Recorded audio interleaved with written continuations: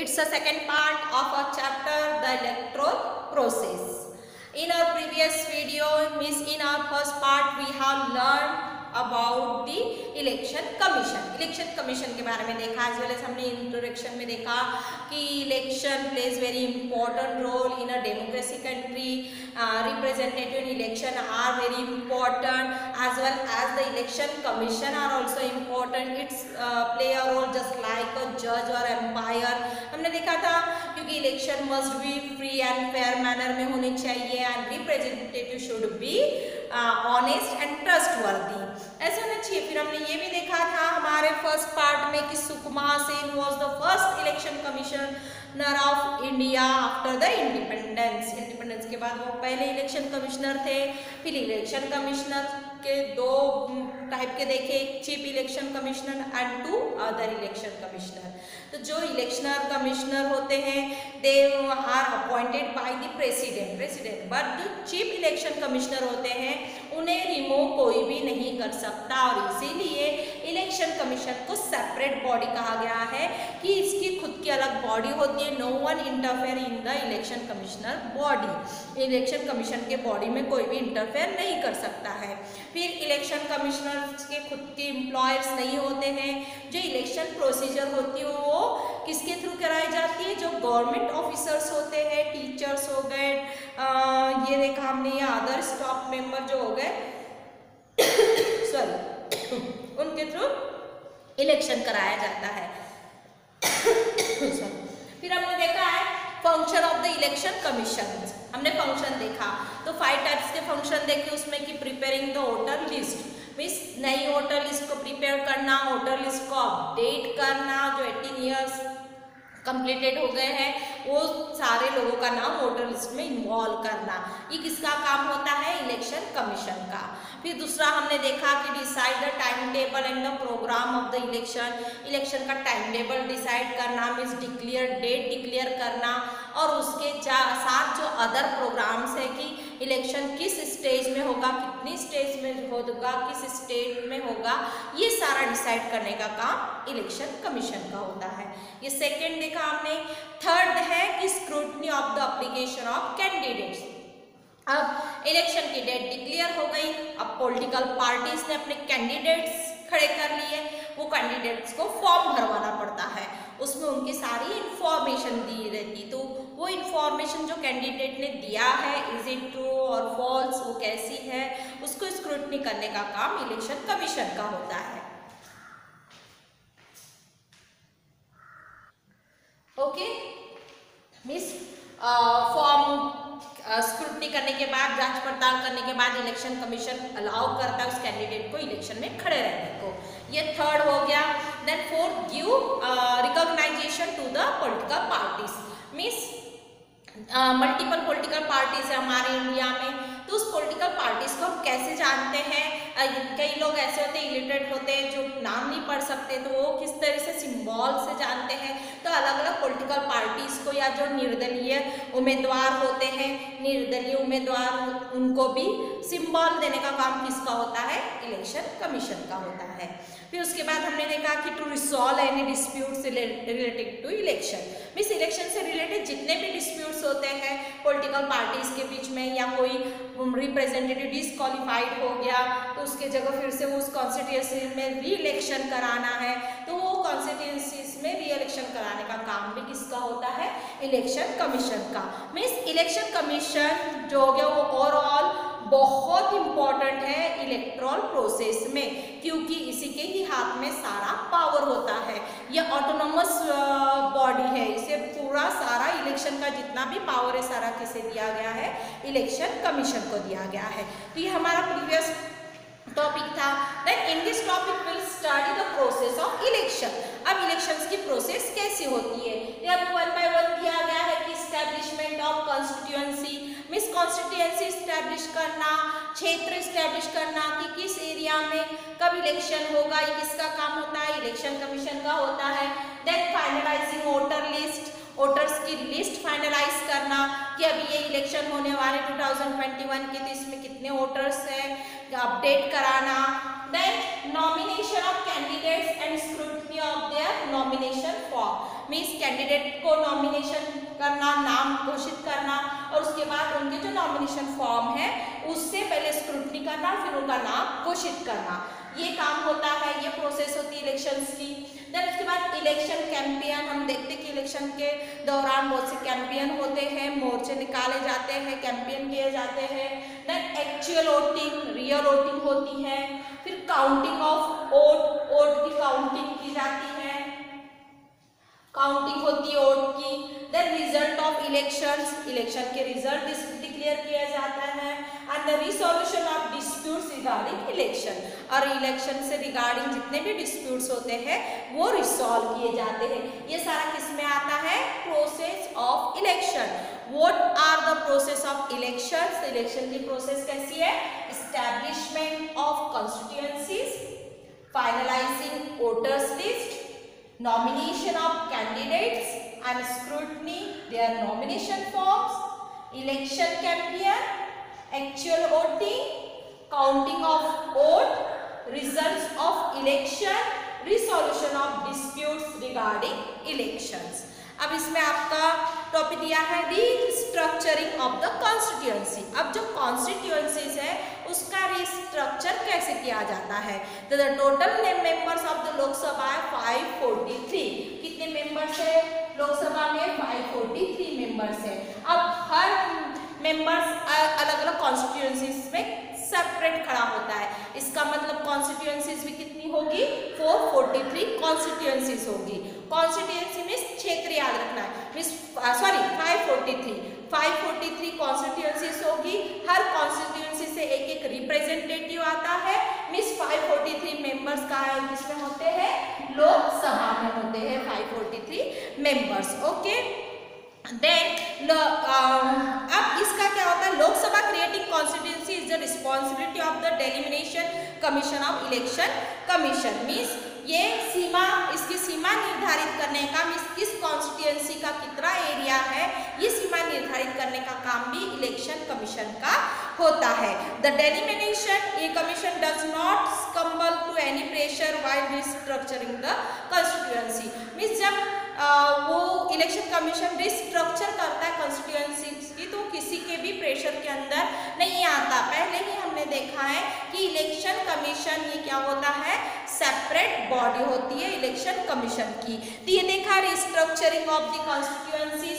इसके बाद देखेंगे हम what is a code of conduct, ये भी आपको आता है। What is a code of conduct question आता है।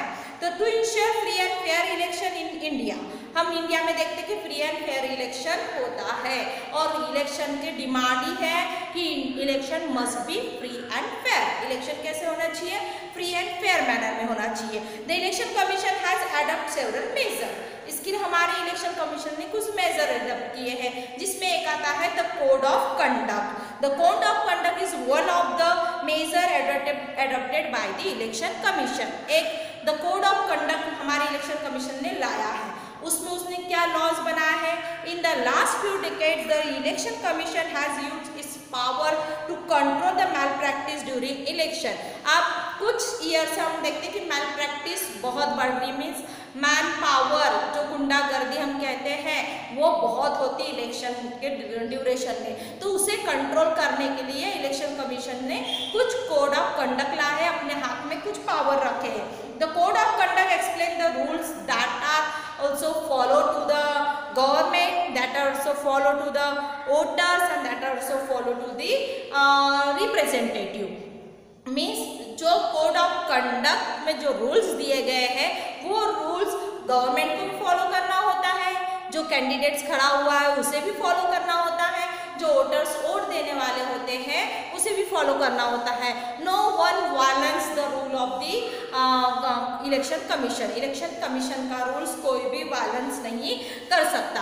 Due to the strict observation of the code of conduct in the last few election the common voters have become confident. अभी क्या हो रहा है कि कुछ ईयर से कोड ऑफ कंडक्ट का स्ट्रिक्टली फॉलो हो रहा है, इसलिए जो कॉमन वोटर्स है वो अपने आप को भी कॉन्फिडेंस फील करते हैं, उनकी भी इच्छा होती है इलेक्शन में जाने की, वोटिंग देने की, और कैंडिडेट की भी इच्छा होती है इलेक्शन में खड़े होने की। क्योंकि हम जनरली देखते हैं, आप किसी से भी पूछोगे तो हर कोई क्या बोलेगा कि कि इलेक्शन पॉलिटिक्स तो बड़े लोगों का काम है, क्योंकि सभी को पता है पॉलिटिक्स में पैसा लगता है, मैन पावर लगता है, और ये जिसके पास है वही जीत कर आता है। बट हमारे इलेक्शन कमीशन ने कोड ऑफ कंडक्ट लेके आया, उसमें रूल्स रेगुलेशन रख के आया जो सबके लिए अबाइड है, सबको फॉलो करना बहुत जरूरी है, और जिनने इसका वायलेंस किया है तो उसको पनिशमेंट भी दी जाती है। तो ये हो गया, ये देखा what is a code of conduct. अब इसके बाद है challenge is the conducting free and fair election. अब हमने देखा है कि और country is a democracy country, तो there is a free and fair election. यहाँ पे कैसा इलेक्शन है? फ्री एंड फेयर इलेक्शन है।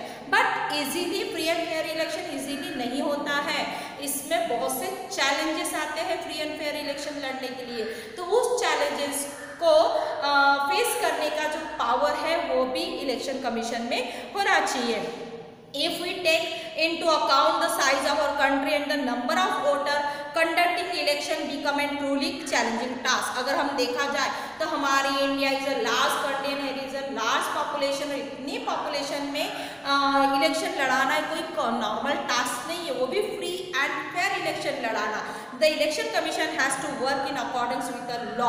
तो इसलिए इलेक्शन कमीशन कुछ लॉ के अकॉर्डिंग्स अपना काम करता है। While dealing with this challenges, some of the challenges are mention below.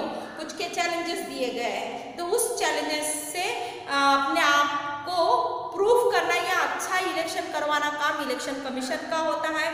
तो किस टाइप के चैलेंजेस दिए गए जो आपके पेज नंबर 78 में दिया गया है कि misuse of money take place to a great extent during the election. मिस पैसों का बहुत मिसयूज होता है। हम देखते हैं जो पार्टी खड़ी होती है वो बहुत पैसा देती है, वोटर्स को पैसा देती है, मिस बाय हुक और बाय कुक, यानी कैसा भी करके उन्हें इलेक्शन जीतना होता है, और वो पैसे को पानी की तरह बहा देते हैं इलेक्शन के समय। And the election commission has to take several measure to stop such a misuse of money. तो इसलिए इलेक्शन कमीशन ऐसे स्टेप लेता है कि इस पॉलिटिकल पार्टीज ने मिसयूज नहीं करना चाहिए पैसों का। लेकिन तो भी हम देखते हैं, आप देखिए जब इलेक्शन आते हैं तब आपके भी घर में देखिए कई पार्टीज आती है, कई गिफ्ट लेकर आती है, कई पैसे दिया जाता है। मिस पैसों का बहुत गंदी तरीके से यूज किया जाता है ड्यूरिंग द इलेक्शन के समय। Second, many political parties give election ticket to the criminals. बहुत से इलेक्शन में हम देखिए पॉलिटिक्स तो किसका काम है?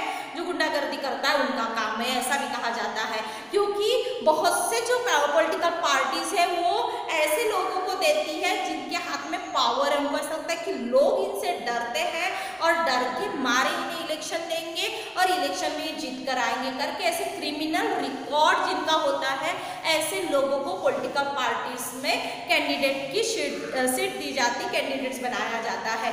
बट ये टोटली रॉन्ग है, क्योंकि हमारे इलेक्शन कमीशन ने पहले ही रूल्स लाया है कि अगर जो पर्सन कैंडिडेट्स के लिए खड़ा हो रहा है तो उसका कोई भी क्रिमिनल रिकॉर्ड नहीं चाहिए।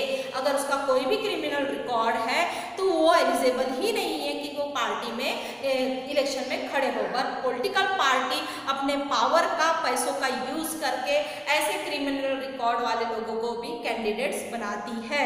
इसीलिए उसकी भी देखरेख करना और वैसा ना हो, ये भी काम हमारे इलेक्शन कमीशन का होता है। ये भी एक चैलेंजेस है इलेक्शन कमीशन के सामने। Then another major challenge is violence during election. Election के समय बहुत वायलेंस होता है, बहुत डर्टी ट्रिक्स पॉलिटिक्स में खेले जाते हैं, और उसकी वजह से इलेक्शन कमीशन जो रूल्स बनाया है या जो कोड ऑफ कंडक्ट बनाया है उसका वायलेंस होता है। तो वो वायलेंस न हो ये भी देखने का काम इलेक्शन कमीशन का होता है। The extent of violence has increase significantly during the election. All political party should help the election commission to control the violence. और इस समय पॉलिटिकल पार्टीज क्या करती है? वायलेंस नहीं होना चाहिए करके इलेक्शन कमीशन को हेल्प करती है। उसके बाद to retain a continuing influence on political leaders give election ticket to their own relative. हम देखते हैं कि ये ट्रेंड हो गया है कि अभी पॉलिटिकल पार्टीज जनरली जो इलेक्शन के टिकट देखते हो अपने रिलेटिव्स को ही देखते हैं, आप देखोगे उसमें उनके मामा, दादा, चाचा, जवाई, दामाद, ये सभी जितने भी लोग हैं सब वो इलेक्शन में आ जाते, पॉलिटिकल पार्टीज फॉर्म कर लेते हैं वही, क्योंकि जो लीडर होता है पॉलिटिकल पार्टीज का वो जनरली किसको देता है, अपने रिलेटिव्स को ही टिकट देते हैं। जैसे सोनिया गांधी के कैसे देखो तो गांधी फैमिली कांग्रेस में एकदम पावरफुल है, उन्हीं के हाथ में सारा पावर है, सोनिया गांधी में राहुल गांधी, उन्हीं की बहन प्रियंका गांधी, मीन्स ऐसा चलते आता है, वो अपने ही रिलेटिव्स को क्या करते हैं, टिकट देते हैं। तो this practices creates a family monopoly in politics. Same ये मोनोपोली हो गई, हेरिडिटरी सिस्टम हो गया जो पुराने समय में चलता था कि राजा का बेटा राजा ही बनेगा, तो सेम चीज यहाँ पे भी हमें देखने को मिल रही थी। ये चीज नहीं होनी चाहिए, ये भी देखने का काम इलेक्शन कमीशन का होता है। ओके, तो ये देखिए हमने कि restructuring of the constituencies, what is a code of conduct and challenges in conducting A free and fair election. फिर इसके बाद इलेक्टोरल रिफॉर्म्स। अब कुछ इलेक्शन में रिफॉर्म्स किए गए, उसे कहा जाता है इलेक्टोरल रिफॉर्म्स। तो वो भी देख लेते हैं कि किस टाइप से रिफॉर्म्स किए गए।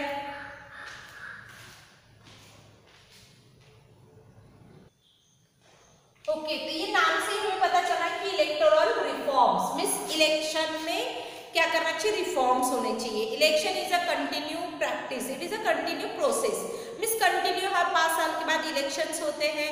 तो इसमें अगर कोई चीज़ ऐसा लगता है कि हमें उसमें चेंजेस करने चाहिए तो डेफिनेटली उसमें चेंजेस होने चाहिए।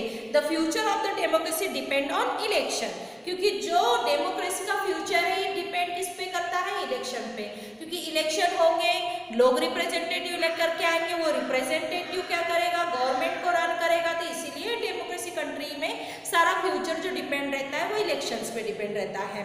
तो electoral process become reliable if election process gets improve. अब अगर हम इलेक्शन प्रोसेस को इम्प्रूव करेंगे तो जो इलेक्शंस होगा सही में रिलायबल होगा। तो उसके लिए कुछ चेंजेस करना बहुत जरूरी, कुछ अमेंडमेंट करना जरूरी है। तो वो अमेंडमेंट हम सजेस्ट कर सकते हैं कि किस टाइप्स के अमेंडमेंट होना चाहिए। यहाँ पे सजेशन दिया गया है कि इलेक्टोरल रिफॉर्म्स में क्या होना चाहिए। तो जैसे जो कैंडिडेट सीट्स है वुमेन की बढ़ा देनी चाहिए, वो कितनी होनी चाहिए, 50% सीट्स इलेक्शन प्रोसेस में किसकी होनी चाहिए, वुमेन की होनी चाहिए। वुमेन की सीट्स आएगी, हो सकता है मैल प्रैक्टिस जो मैन करते हैं, क्रिमिनल रिकॉर्ड जो मैन का होता है वो नहीं होगा और हमें अच्छे रिप्रेजेंटेटिव मिल सकते हैं। इसलिए 50% जो कैंडिडेट सीट्स है वो किसकी होनी चाहिए, वुमेन की होनी चाहिए।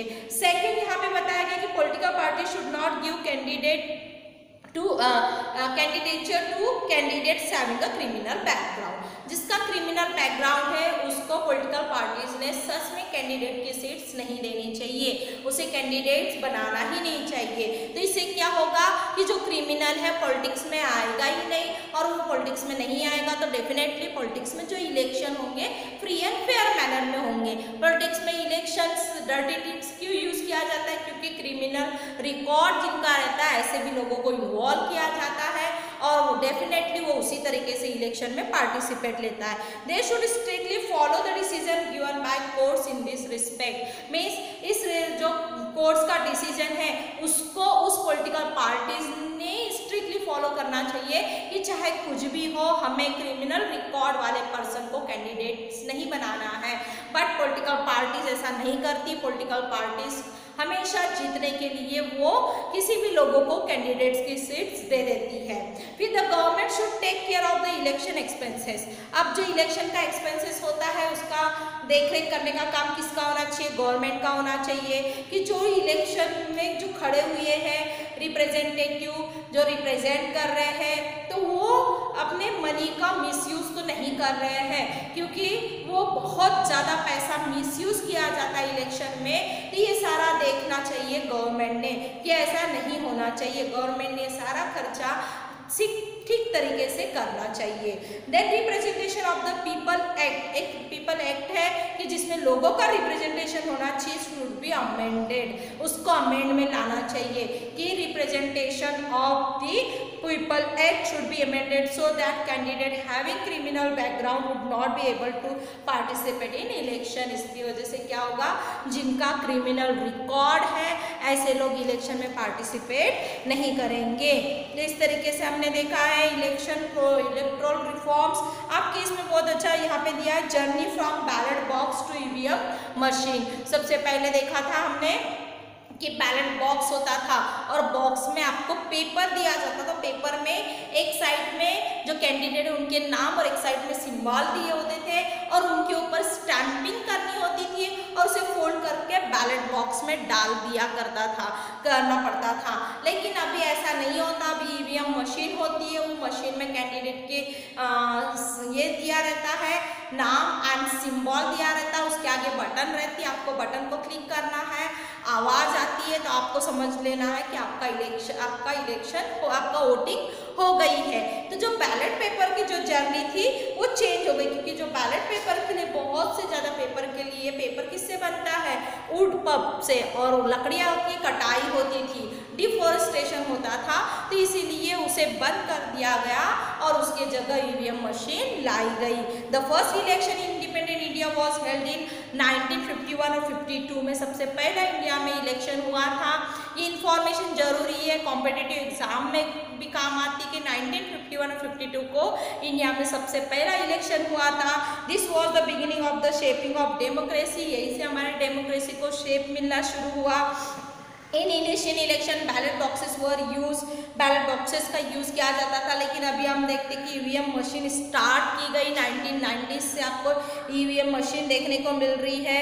Then if the voter do not want to vote for any candidate they could choose any option of none of the above. वहाँ पे मशीन में नाम दिए रहते हैं और कैंडिडेट को लगता है कि उन्हें किसी को भी रिप्रेजेंट सिलेक्ट करके नहीं लाना है, इलेक्ट करके नहीं लाना है, तो नॉन ऑफ द अबव की बटन दबा दो तो आपका इलेक्शन समझो कोई आप किसी को भी जीत कर नहीं ला सकते। Then none of the above NOTA का मशीन रहती है। This option can be given only because of the voting machine. सिर्फ ये ऑप्शन वोटिंग मशीन में ही है। It has become easy for disabled people, जो दिव्यांग है, डिसेबल पीपल है, उनके लिए मशीन बहुत अच्छी यूजफुल हो रही है। It reduce the cutting of trees, means मैंने पहले ही बताया कि इसके लिए पेपर बहुत लग रहे थे, ट्रीज कटिंग हो रही थी, तो इसको भी रोक दिया गया। दिव्यांग लोगों के लिए भी अच्छा हो गया। Then none of the above जिन्हें देना उनके लिए भी अच्छा हो गया। It has also been possible to have an early declaration of election result और इससे इलेक्शन रिजल्ट में डिक्लेरेशन करना इजी हो गया। तो इस टाइप से हमने देखा हमारे चैप्टर में द इलेक्टोरल प्रोसेस। उसमें हमने देखा कि इलेक्शन कमीशन का क्या रोल होता है, फिर उसके हमने देखा function of the election commission, फिर उसके 5 फंक्शन देखे उसमें, फिर उसके बाद हमने प्रोसेस ऑफ इलेक्शंस की प्रोसेस कैसी होती है, फिर उसके बाद restructuring of the constituency and then the code of conduct, उसके बाद challenges in conducting free and fair election, and last one is electoral reforms. तो in this way we have completed the chapter. Then please write the question answer from the exercise. Exercise में आपको question answer दिया गया है। Choose the correct options, वो write short notes, then true and false, then complete the following picture. तो आपको ये सारा आपके नोटबुक में लिखना है। Okay, thank you very much and bye bye.